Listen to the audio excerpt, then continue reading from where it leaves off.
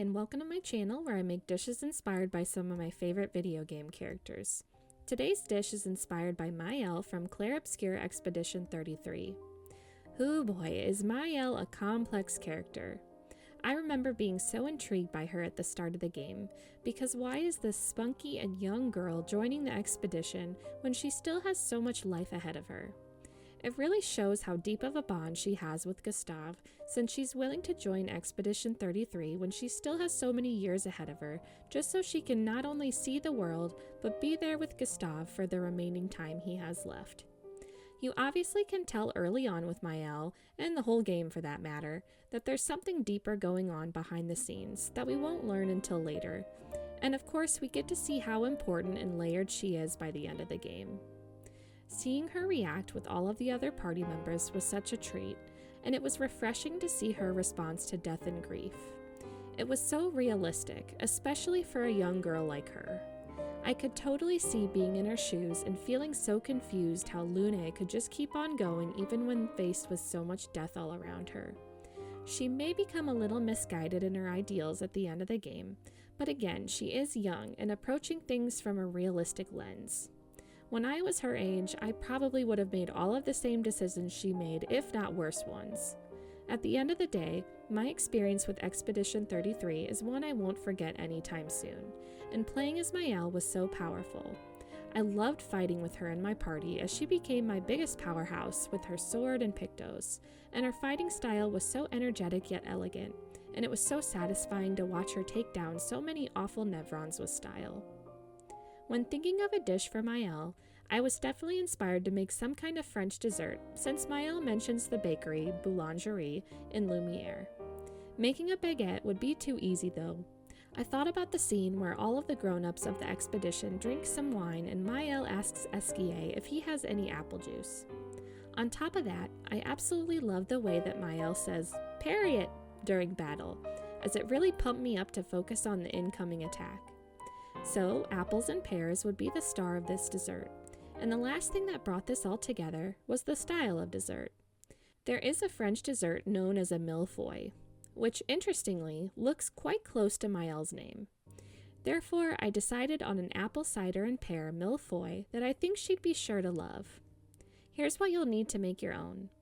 For the Mille-Feuille itself, you'll need 2 Honeycrisp apples, 2 pears, granulated sugar, light brown sugar, cinnamon, nutmeg, lemon juice, and a frozen or refrigerated puff pastry sheet.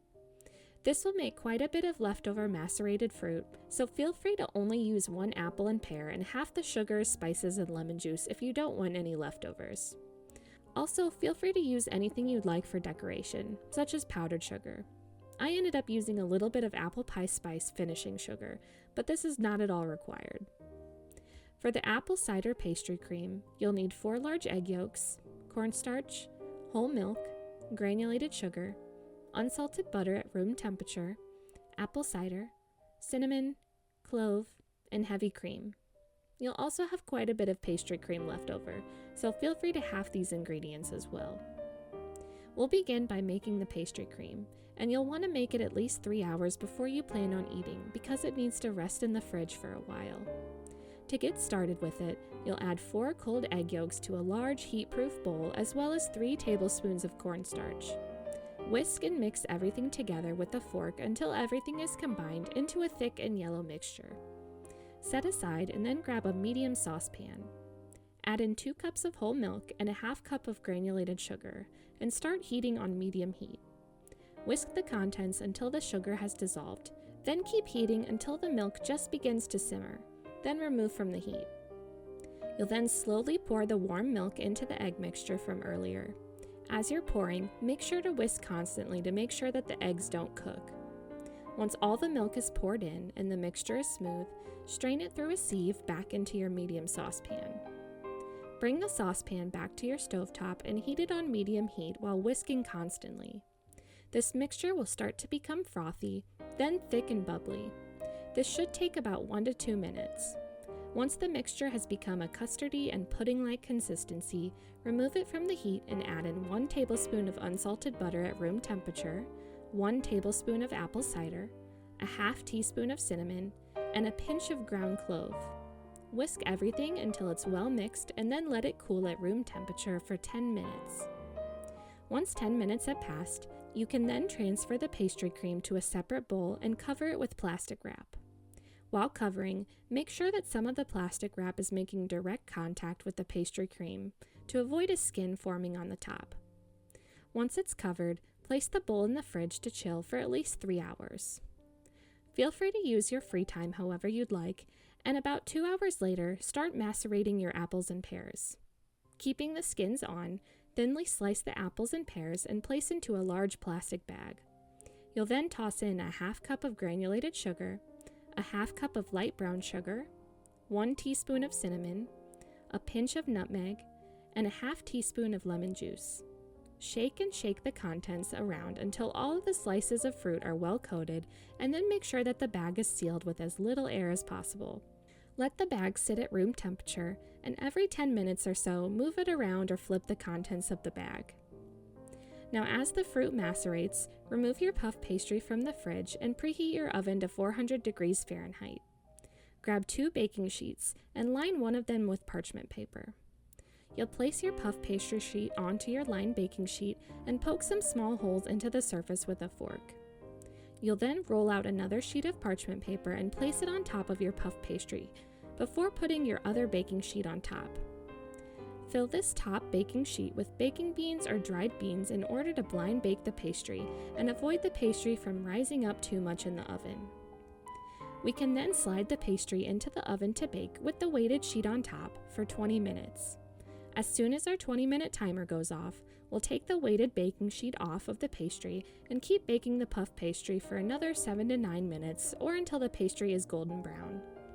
At this point, we're good to remove the pastry from the oven and let it cool for about 20 minutes inside of the pan before allowing it to finish cooling on a cooling rack. As the puff pastry is cooling, we can finish up our delicious pastry cream. Grab a mixing bowl and add in a half cup of cold heavy cream. Mix and beat the cream until soft peaks begin to form, and then add in your apple cider pastry cream from the fridge. Continue to beat the mixture on low until combined, smooth, and stiff, making sure not to overmix. We'll then cover this bowl up with some more plastic wrap and place it back into the fridge to remain cool until we're ready to assemble. Return to your puff pastry once it has cooled and use a very sharp knife to cleanly trim the edges for a more straight and clean appearance. You'll then cut out the pastry shapes for your mille-feuille. You can cut into squares, rectangles, or any shape of your choice, but just make sure that you cut the pastry out in multiples of 3 so that you have 3 of each shape to combine into one mille-feuille.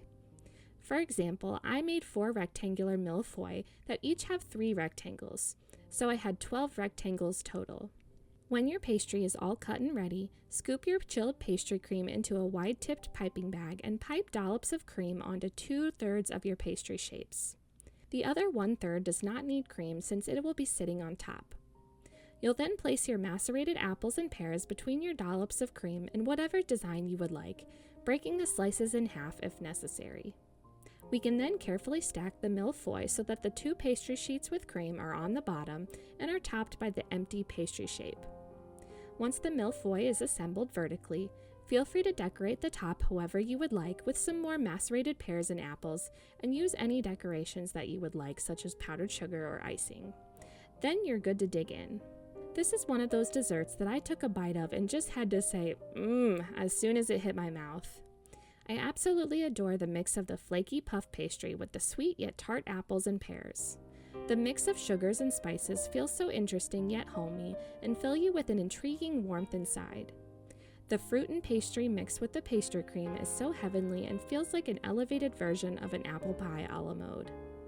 The final product of this dish makes the time spent making it so worth it, and it's such a satisfying dessert to snack into. It's not the kind of thing that you make super often, but when you do, boy is it special and something to be proud of. Just beware, as all of it might be gone in just a few minutes. I could definitely see young Maelle walking the streets of Lumiere with Gustave as they walk past the boulangerie and see that they are running an autumn special and serving these delicious mille-feuille. Maelle had been eyeing them for a long time, and Gustave finally took notice of them, motioning to the window and saying, "Hey, we should give those a try." Maelle would perk up immediately and would be nearly speechless as she took a bite. For some reason, the flavors would be really familiar and homey, though she was positive she's never had them before. Gustave would then take notes and learn how to make them at home for Maelle, because she's helpless in the kitchen. He saw the huge smile she had as she pensively ate, and he would do anything to be there for her always to keep that smile on her face. The recipe card is in the video description if you'd like a more quick and concise version to give it a try. Like if you want a bite, subscribe for more geeky treats, and comment what foods Maelle reminds you of. Thanks for following along.